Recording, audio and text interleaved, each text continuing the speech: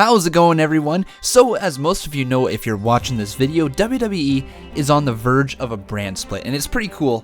It's something we haven't seen since, I believe, 2009, where they have legitimate rosters for each side. It's awesome, so I can't wait. Now, what I'm going to do is I'm going to give you guys my own personal ideas what I think the roster should look like. I've got unique rosters for each side. I've split up divisions.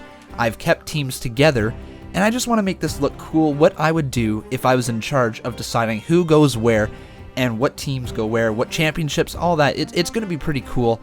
I'm having a lot of fun doing this, and if you guys disagree with what I got, or you think I should change it somehow, just let me know in the comments section below. But I mean, without further ado, let's get right into it. So on Raw, that's going to be the flagship show. It's still 3 hours, so we need a little bit bigger of a roster, a little bit more star power than we have over on Smackdown. So the first guy that's going to be there is Roman Reigns, with who's going to be the WWE champion. No doubt him over there.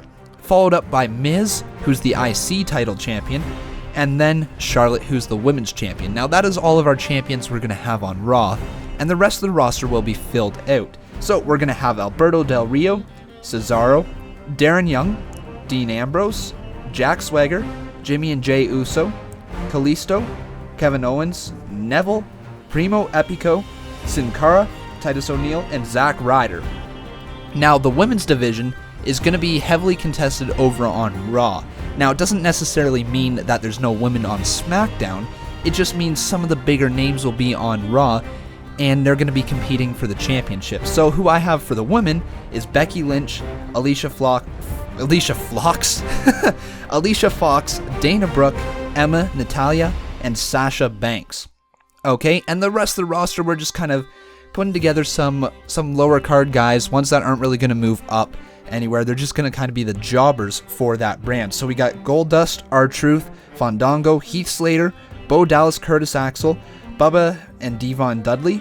And then we've got some NXT call-ups. Now, I did not want to deplete the NXT roster because that wouldn't be what WWE actually does when they do this brand split. So I only called up a couple people. And because the tag team division isn't really big over on Raw, I thought maybe if we call up a team that can dominate the current tag team division, they'll make a name for themselves on Raw before heading over to SmackDown to compete for the championships, which is going to be a very tag team style brand. So I called up Scott Dawson and Dash Wilder. They're going to be the main tag team on Raw, taking out the likes of R-Truth and Goldust, Fandango, Heath Slater, all those type of guys. Whoever teams up together, it doesn't matter.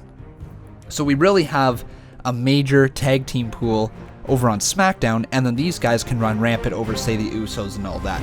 And then I decided that what better name to call up to Raw than Samoa Joe, the current NXT champion. That would mean he would have to drop the title to someone, or he can continue to defend it on both shows in the meantime. But he will be called up to Raw, and he can take on people like Alberto Del Rio, Miz, Jack Swagger, those type of guys to build up his name on Raw and become an eventual lead on Raw to take out Roman Reigns possibly. So that'd be pretty cool to see. And then also for the woman that I called up from NXT over to Raw, I felt that Alexa Bliss could do really good on Raw. There's a lot of heels already on Raw with the likes of Dana Brooke, Emma, and Charlotte, but I think she could fit right in there because no matter how hard WWE tries, Sasha Banks is going to be a face, and she needs a good heel to face off against that isn't Dana Brooke. So let's say Alexa Bliss. The commentary team that I've got for over on Raw is JBL, Michael Cole, and Byron Saxton, the current commentary team that they have. But what I was also thinking, if WWE really wants to move forward with this whole idea that women are taking over the business, what they could do, and I don't think they will, but what they could do is they remove Byron Saxton from the commentary team and they replace him with Renee Young.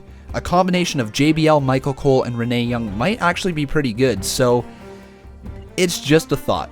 It's just a thought. If you're going to have the women's title over on Raw, then possibly maybe a woman's commentator, and Renee Young can certainly do the job. She's amazing at her job, so I would suggest maybe doing that, but I don't think they actually will, so I think the commentary team will be JBL, Michael Cole, and Byron Saxton. As for the general manager between Stephanie or Shane, I've got Stephanie leading Raw, simply because she's a great heel, and I think with a lot more face people on the Raw roster than heels, I think she would be better in charge over there.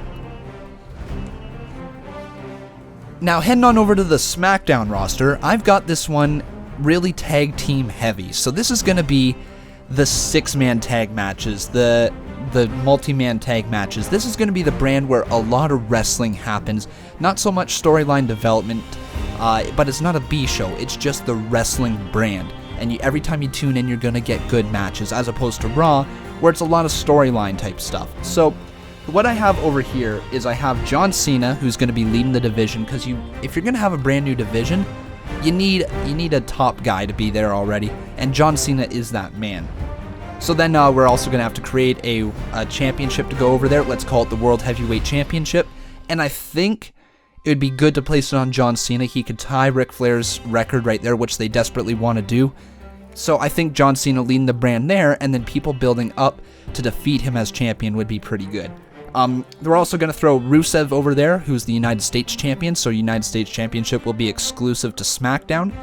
And then we've got the tag team champions, Kofi Kingston, Big E, and Xavier Woods, the New Day, over on SmackDown as well, because it is going to be a very tag team heavy type of roster. So following up that, we've got AJ Styles, Luke Gallows, and Carl Anderson, the Club. And you'll see exactly where I'm going with this later, but I think they could be a top heel stable on SmackDown, running rampant all over the roster and everybody. Then we're also going to have Big Cass, Enzo Amore over there. We're going to have Aiden English, Simon Gotch, Apollo Crews, Baron Corbin. And then this is where I've got like the whole idea between AJ Styles and the Club versus the Wyatt family. So we're going to have Bray Wyatt, Braun Strowman, Luke Harper, and Eric Rowan over on SmackDown as well. And eventually, if you do decide to turn the Wyatts back to face, or not back to face, continue to keep them face, you can have a clash between the Club and the Wyatts, which I think would be really, really cool to see. And then eventually, you can break the Wyatts up, and you've got Bray Wyatt as a single star, you got Luke Harper, and then Eric Rowan and Braun Strowman, I think, would fade to the background. But that would be pretty cool to see. We'll also have Chris Jericho, Dolph Ziggler, Randy Orton, Sami Zayn, and Seth Rollins over on SmackDown. So it's a very wrestling-style brand. You've got a lot of top names there that can also drop down and make that mid-card very, very good, which I think is pretty cool. We'll also have Sheamus and Tyler Breeze over on SmackDown to round out the guys. For the girls, we have Naomi, Nikki Bella, Paige, Summer Rae, and Tamina. So that is going to pretty much be the women's division, and we're going to have the non-women title, like the feuds that are going to be involved are not going to involve the women's title, which will be pretty cool. Build up actual fierce rivalries between the women, and then when you feel that they're ready, move them on over to Raw to compete for the title. That's basically what SmackDown's going to be for the women's division, is earning your right to go over to Raw, making a star, making a name for yourself over on SmackDown before becoming the women's champion or heading over for a feud on the Raw brand. Then we are also going to have, so I just a bit spoiled that, we're going to have some NXT call-ups once again over on SmackDown. And these ones are guys that are going to be top talent that are coming over here. I don't think they belong anywhere near the mid-card. I think they deserve to be competing with the likes of Seth Rollins, Randy Orton, John Cena, and AJ Styles among the top of the card. So we have Shinsuke Nakamura, who's going to be the first call-up from NXT to go on over to SmackDown. And then we're also going to have Finn Balor, which will be really, really cool to see. Those guys kind of mix up with the main event talent, because if you debut a star, you don't want to see him get lost in the shuffle right away. You want to have a direction for him. So if we debut him on SmackDown, he can either go after, say, Rusev for the United States Championship, or actually go towards the top and have a main event type of feud, which will be pretty cool.